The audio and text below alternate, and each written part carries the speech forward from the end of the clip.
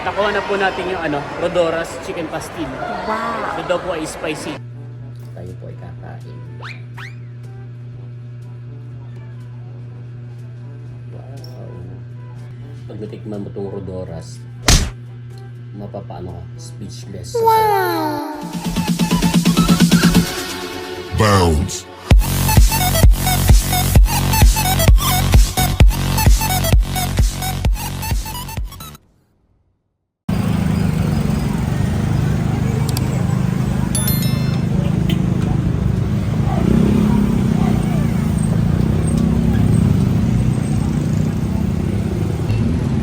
Kamusta mga kayami? Isang masaya at isang masarap na vlog na naman ang pagsasaluhan natin. For today's episode ay lumabas po tayo ng bahay. Punta tayo ngayon sa Robinson's Malabon, sa ating favorite place. Wala pa akong pasok ngayon pero habang nakahiga po ako sa bahay at nagpapahinga, may tumawag po sa akin. Yun. Nakaka-chat ko po si Ate Gabeshi at saka si Kuya Tarashoot ng mga nakaraang araw. Hiningi nga po yung contact number ko, yun, tapos yung address, at may magbibigay daw nga po sa akin ng chicken pastil. Wow! Yun. So nakaka-excite dahil bihira po tayo makakain ng chicken pastil. So ito po ay from Tita C. Hindi na po bago si Tita C sa Team Hitik dahil ito po ay laging nakasuporta sa amin. Dahil lagi po nagbibigay ng pangregalo, lagi po nagbibigay ng regalo at tulong suporta po talaga mga panghanda kapag may mga occasion sa Team Hitik. Yan. So nag-text na po sa akin. Sila daw po ay nandito na banda sa may liwanag candle sa may gilid ng Save More. So mga 2 minutes, 1 minute ay nandun na po tayo. Bilisan lang po natin ang lakad. Ito po yung liwanag candle. Ay si boss. Uwi ka na pala boss? Kanina.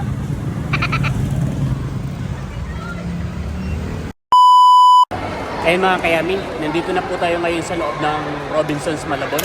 At nakuha na po natin yung Rodoras Chicken Pastil. Ito daw po ay spicy. Ito po ay 6 bottles. Bali, yung 3 daw po ay sa akin. Tapos yung 3 ay for Kuya Edro, Ate Kim, tsaka si Mahal. So, sakto po bukas ay wala akong pasok ay pwede ko pong ihatid ito sa kanila. So, yun.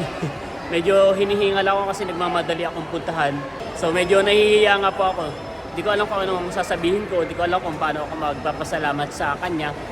Yun, medyo nagkausap naman po kami. Hindi ko na lang po na video kasi hindi ko po sigurado kung komportable po sila na i-video ko po at i-record po yung pag-uusap namin. So, ganyan pa man po ay sobra po yung pasasalamat ko sa family po ni Tita C dahil sobrang supportive po nila sa family ko kahit hindi po kami magka-ano-ano ay talagang nararamdaman po namin yung pagmamahal. At excited na po ako ngayong umuwi para matikman po natin. Sakto at hindi na po ako magluluto ng ulam dahil ito na po yung uulamin natin ngayon, mga kayami. Yun. So again, maraming salamat po kay Sir John Domingo. Yun. So hinad niya pa ako sa Facebook para lang makontak ako dahil parehas kaming walang load. So, so kailangan niya akong i-chat na nandun na siya kanina sa may place na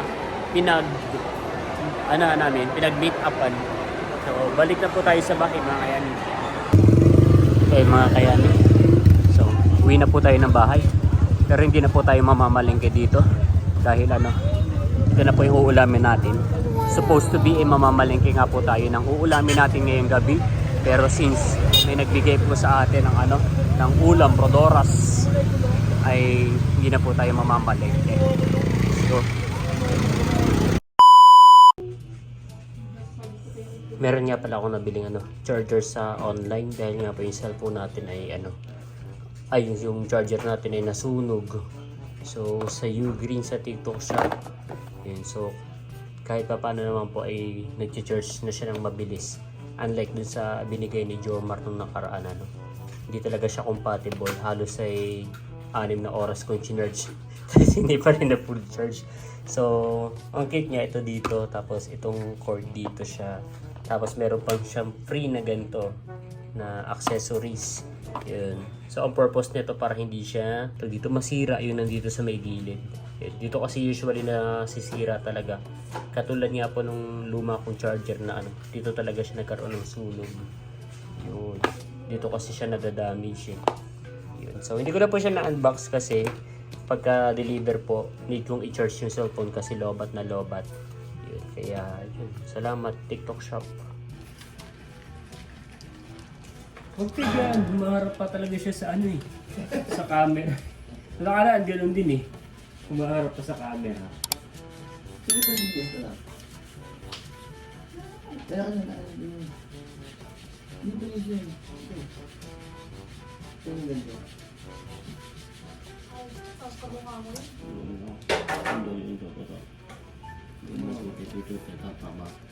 Bebe yan, bebe.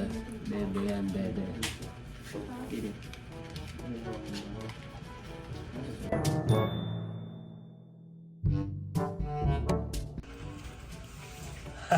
Tiga-away.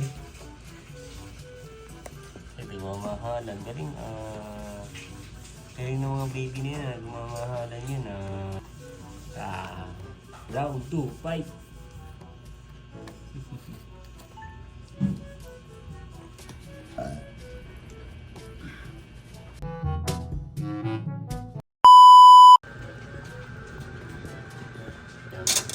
Pinamayan po natin yung saing at sigurado po tayo mapaparami ng kain tonight. Let's go!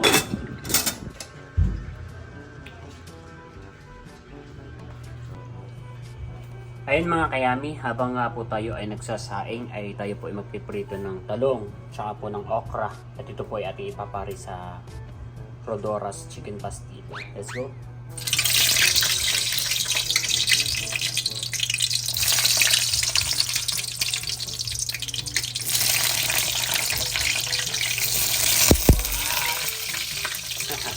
Ito.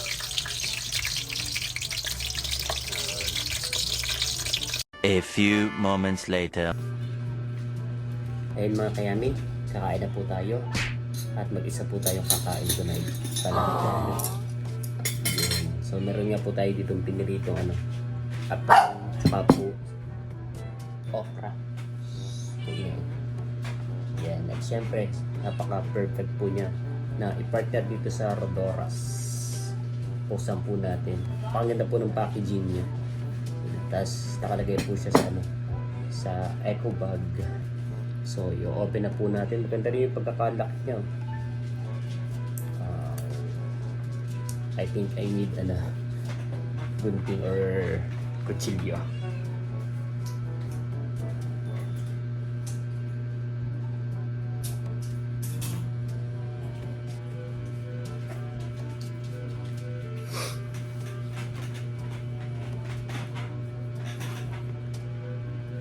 Ayan po. So, ginamitan pa po natin siya ng kutsilyo. At mahirap po talaga siyang buksan. So, meaning to say po ay napakaganda po ng packaging. Sealed na sealed po talaga siya. Hindi siya mahirap buksan. Wow, look at that. Hindi ko po masyadong maamoy kasi may sipon ako pero mabango po. Amoy pa lang po ay nakakagutom na. So, babawas lang po tayo. Tayo po ay kakain. Wow. Parang kaya ko ubusin.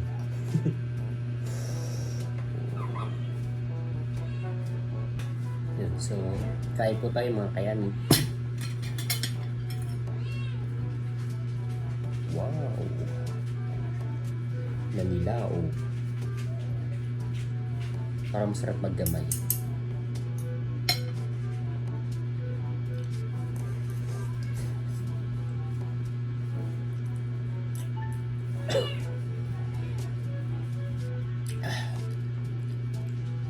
Masarap yung pagkakaanghang niya.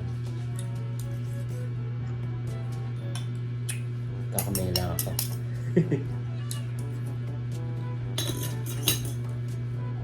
Nagugas naman po tayo ng kamay.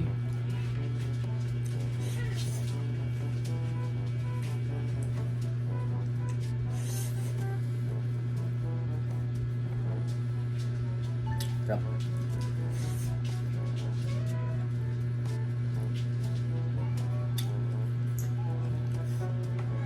Sumuntikban. Maanghang, hindi mo kakayanin. Sarap.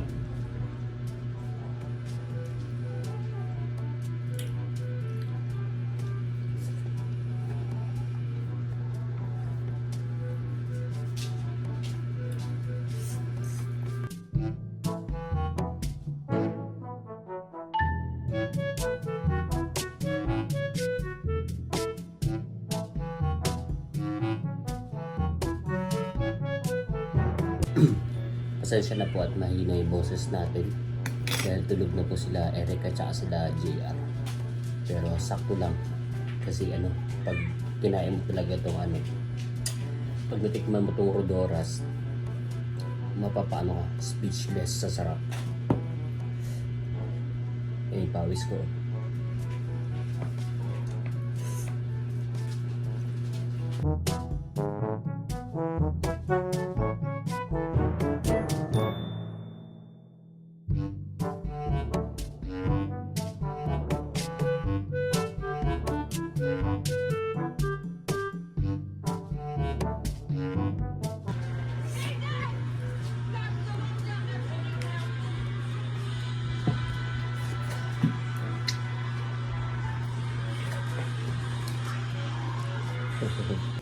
At dito ko na rin po tatapusin ang vlog na to. Again, maraming salamat po sa lahat ng patuloy na nanonood at sumusuporta hindi lamang sa akin channel kundi sa Buting Hitik.